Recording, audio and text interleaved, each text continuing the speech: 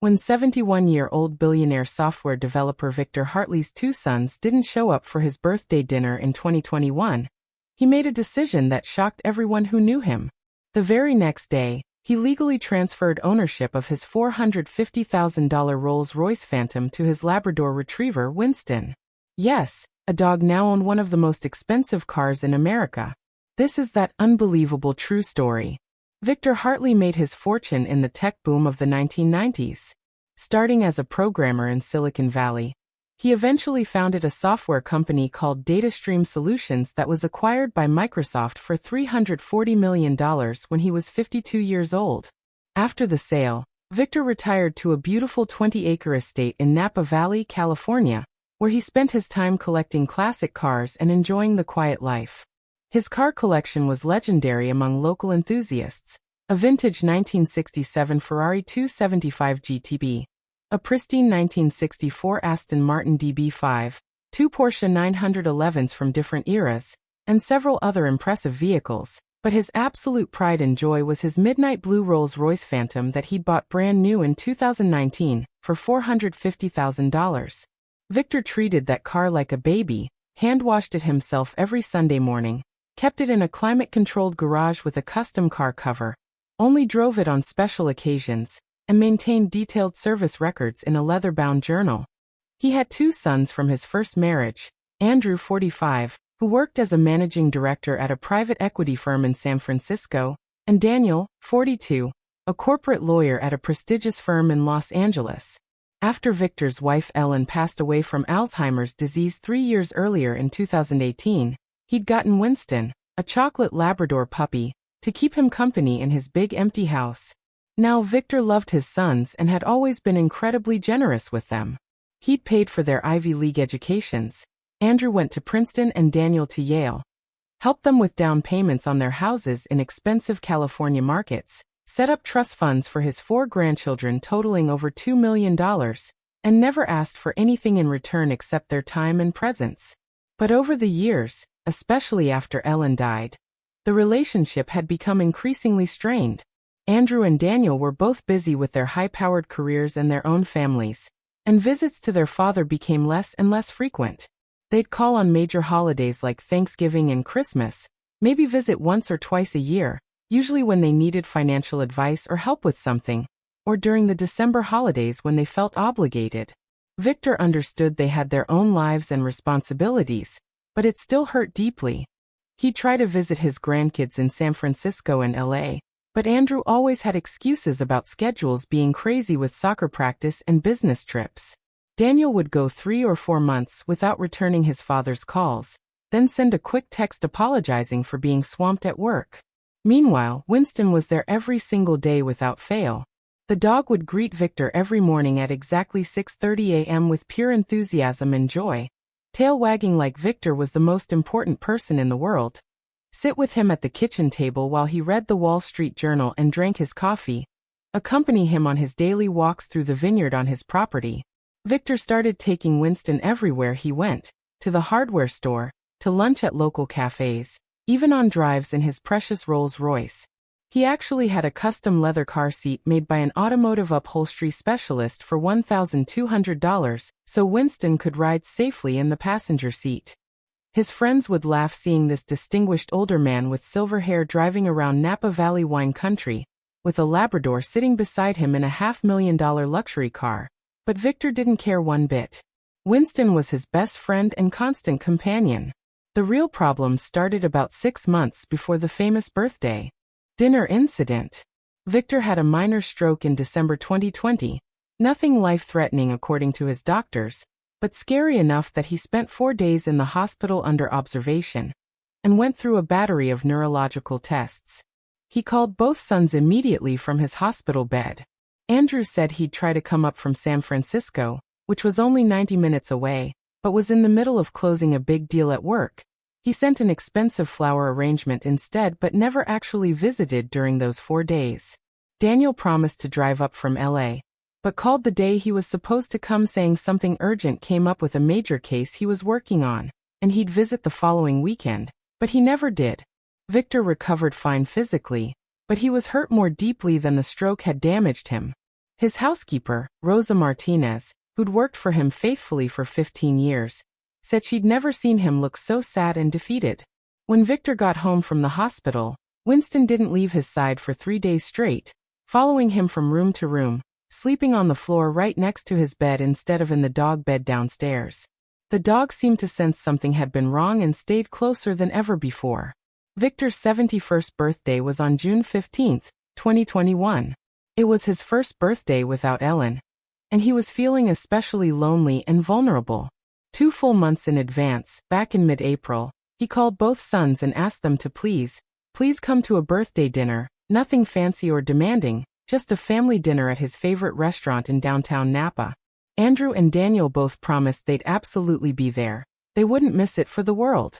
Victor was so excited he could barely contain it in the weeks leading up. He made reservations at Bistro Don Giovanni, Ellen's favorite Italian place where they'd celebrated their anniversary every year, for 6 people: himself, his 2 sons, their wives Sarah and Jennifer, and he even specifically requested a table on the outdoor patio, so Winston could join them since the restaurant allowed dogs outside. He bought a new navy blazer and tan slacks for the occasion, got Winston professionally groomed at the fancy pet spa in town for $85, and that morning he even took the Rolls Royce out for a special wash and detail, planning to drive it to dinner as part of the celebration. The reservation was for 7 p.m. on that Tuesday evening. Victor and Winston arrived at the restaurant at 6:45, early because he was so looking forward to seeing his whole family together. He ordered a bottle of 2015 Silver Oak Cabernet Sauvignon, Ellen's favorite wine, and waited with growing anticipation. 7 o'clock came, and went with no sign of anyone. No sons, no daughters-in-law, nobody. He texted both Andrew and Daniel, no response to either message. By 7:30, other diners were being seated at nearby tables, families laughing together and enjoying their meals, and Victor was sitting alone at a table for 6 with Winston lying quietly under the table, and 5 empty chairs around him arranged for people who weren't coming. The waiter kept asking if he wanted to order or wait a bit longer, and Victor kept saying just a few more minutes, they'd be there any minute. At 8 p.m., his phone finally buzzed with a text message. It was from Andrew. "Sorry Dad, client emergency came up at the last minute, can't make it tonight. Happy birthday though.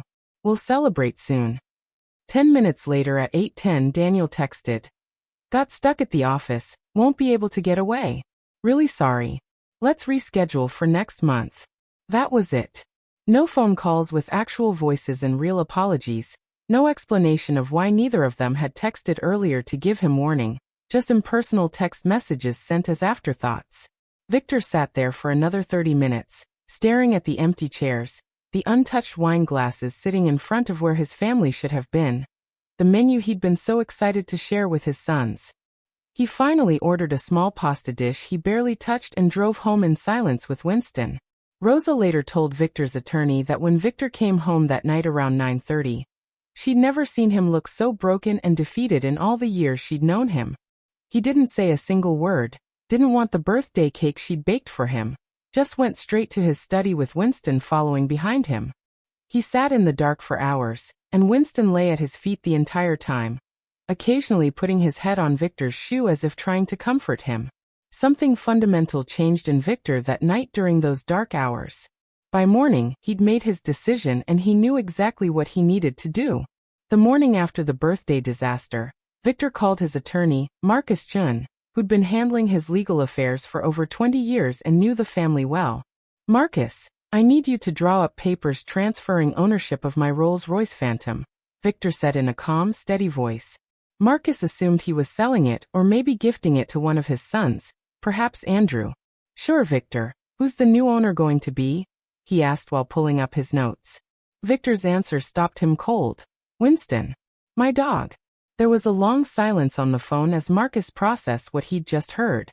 "Victor, I'm not sure I heard you correctly. You want to transfer a $450,000 car to your Labrador Retriever." Victor's voice was completely calm and absolutely serious. "You heard me exactly right, Marcus. I want to legally transfer full ownership of the Rolls Royce Phantom to Winston Hartley, and I want it done properly and legally so it can't be challenged."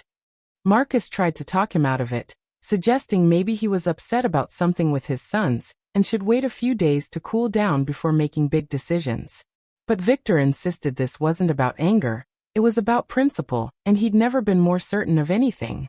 Over the next week, Marcus worked with 2 other legal experts specializing in estate planning to figure out how to actually accomplish this unusual request. Technically, animals can't own property under California law, so they created a specialized pet trust with Winston as the sole beneficiary. The trust owned the car, but it existed exclusively for Winston's benefit and comfort. The trust documents specified in detail that the car could only be used to transport Winston, that it had to be maintained in perfect condition for Winston's comfort and safety, that it must be professionally serviced every 3,000 miles regardless of cost, and that Rosa Martinez, the housekeeper, would be Winston's designated driver and caretaker with a salary increase of $30,000 a year for this additional duty. When the paperwork was finalized on June 28, Victor actually held a small ceremony in his climate-controlled garage. He invited a few close friends from his car collecting club, his attorney Marcus, Rosa, and of course Winston.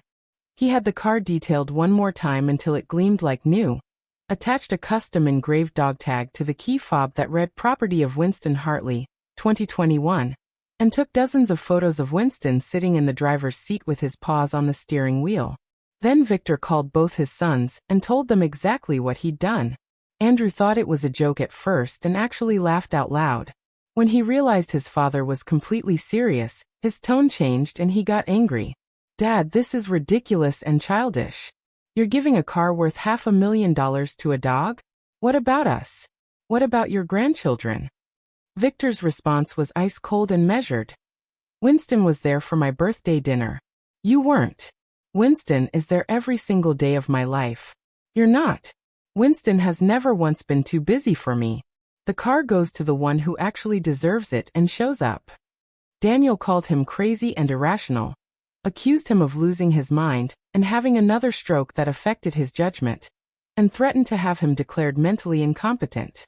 But Victor had already anticipated this reaction, and had Marcus arrange for a complete psychiatric evaluation by Dr. Rebecca Foster, a respected neuropsychologist, proving he was completely mentally sound and making decisions with full capacity. The deed was done and legally bulletproof. Winston officially owned a Rolls Royce Phantom. The story didn't stay private for long, though. One of Victor's friends from the car club posted a photo on Facebook of Winston sitting proudly in the driver's seat of the Rolls Royce with the caption, "Meet the only dog in America who owns a $500,000 car. This is Winston and he's living better than you." And it went viral almost immediately. Within days, local news stations in the San Francisco Bay Area were covering it as a human interest story. Then national outlets picked it up. CNN did a segment on their afternoon show. The story appeared in the Wall Street Journal's lifestyle section, and late-night talk show hosts like Jimmy Fallon and Stephen Colbert made jokes about it. Some people thought it was absolutely hilarious and heartwarming. A loyal dog getting rewarded for unconditional love. Others thought Victor was being petty and vindictive, and should have just had an honest conversation with his sons instead of making a public spectacle. Social media was completely divided, with hashtags like #Winston the Rolls Royce dog and #Team Winston trending for weeks. The attention was intense and overwhelming, but Victor didn't care about the criticism. He actually embraced the attention and the platform it gave him. Rosa, with Victor's encouragement, started an Instagram account called @Winston Rolls Royce, posting pictures of the dog being driven around Napa Valley in the luxury car, sitting in the passenger seat with his tongue out and the wind blowing through the open window, or napping contentedly in the back seat on the soft leather seats. The account gained over 600,000 followers in just 3 months. People absolutely loved it, and the comments were overwhelmingly positive. As for Andrew and Daniel, they were completely humiliated by the public attention.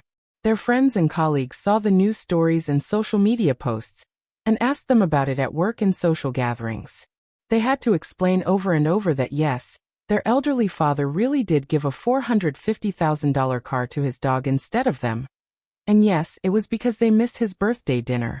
Andrew tried to reconcile about 2 weeks after the story went viral, calling his father and apologizing for missing the birthday dinner, and for not being around enough. But Victor could tell immediately it was only because of the public embarrassment and media attention, not genuine remorse. Daniel sent an angry email saying Victor was making the whole family look foolish, and demanding he reverse the transfer immediately and stop talking to the press. Victor didn't respond to either of them for months, letting them sit with the consequences.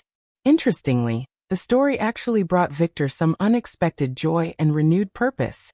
Strangers would recognize him and Winston around town and stop to chat, wanting to meet the famous dog and take selfies. Winston became a legitimate local celebrity in Napa Valley. Victor started getting invited to car shows and charity events with Winston as a special guest, and they'd arrive in the Rolls Royce to huge crowds of people wanting to see them. The dog didn't understand the fame or attention, of course. Winston just loved going for rides and being with Victor wherever he went. About 6 months after the transfer, something shifted in the family dynamic. Andrew showed up at Victor's house unannounced one Sunday morning in December, without his wife Sarah, without calling ahead to schedule it. He asked if they could just take a walk together through the vineyard. No agenda, no discussion about the car or money. For the first time in years, father and son had a real, honest conversation. Andrew admitted he'd been a terrible son, that he'd taken his father for granted, assumed he'd always be there, prioritized his career and his own life over the man who'd given him everything, and that seeing a dog get treated better than him was a painful wake-up call he desperately needed. So what's the real lesson here? On the surface, this story seems petty. A wealthy old man giving his expensive car to a dog just to spite his adult sons who disappointed him. But look deeper and you'll see what Victor was really doing. He wasn't trying to hurt his sons out of revenge or malice. He was trying to wake them up from their complacency. For years, Andrew and Daniel had treated their relationship with their father as optional and negotiable, something they'd get to when it was convenient. When work slowed down, when life wasn't so busy. They assumed he'd always be there waiting for them, that they had infinite time, that their careers and their own families were more important than showing up for an elderly widower who'd lost his wife and just wanted to have dinner with his children on his birthday. Victor's dramatic gesture wasn't really about the car at all. It was about making a point so loud and so absurd they couldn't possibly ignore it or rationalize it away. By giving the Rolls Royce to Winston, Victor was saying in the clearest way possible, "This is what loyalty looks like, this is what presence means, this is what showing up every day means, and this is what you failed to give me when I needed you most." And you know what? It actually worked. The public embarrassment, the absurdity of a dog legally owning a luxury car, the media coverage, the social media jokes, all of it forced Andrew and Daniel to confront their behavior and their choices in a way that years of their father's quiet hurt and gentle hints never could. Sometimes people need dramatic wake-up calls to break through their defenses. After this story went viral, family therapists actually started using it as a case study in sessions with adult children and aging parents who were struggling with similar dynamics. Estate planning attorneys across the country reported that more clients were including presence requirements in their wills, specific conditions that heirs had to maintain regular contact, and visits to inherit anything. The story sparked a national conversation about how we treat elderly parents in America, about the importance of showing up and being present, about how busy careers and modern life shouldn't mean abandoning the people who raised us. Victor's story reminds us that presence is a precious gift, that time with loved ones is limited and finite, and that our pets often model the kind of unconditional loyalty and consistent presence we should be showing to the people we claim to love most. Yes, giving a car to a dog is extreme and absurd and over the top. But missing your elderly father's first birthday without his deceased wife because of work when you had 2 months' notice? That's pretty absurd too when you really think about it. Victor found a creative way to make his sons see that truth, and in the end, maybe that Rolls Royce was the best investment he ever made, not in luxury or status, but in finally getting through to his children and teaching them what really matters. Alright, now I need your honest opinion on this one. Was Victor Hartley a genius for teaching his sons an unforgettable lesson they clearly needed? Or did he go too far by publicly humiliating them instead of handling it privately? Do you think Andrew and Daniel deserved exactly what they got? Or should Victor have just had a direct conversation with them first before taking such dramatic action? And be completely honest with yourself. Have you ever blown off a parent or family member for work or other priorities that seemed important at the time and regretted it later? Drop your thoughts in the comments because I'm genuinely curious where you all stand on this story, and whether you're Team Victor or Team Sons. If you enjoyed this wild but completely true story, hit that like button and subscribe for more unbelievable stories about family dynamics, money, and the crazy things people do when they're pushed too far. Next time, I'm covering the billionaire who left his entire $8 million estate to his favorite waitress instead of his wife of 30 years. You absolutely won't believe the reason why. Share this video with someone who needs a reminder to call their parents this week. Thanks so much for watching, and I'll catch you in the next story.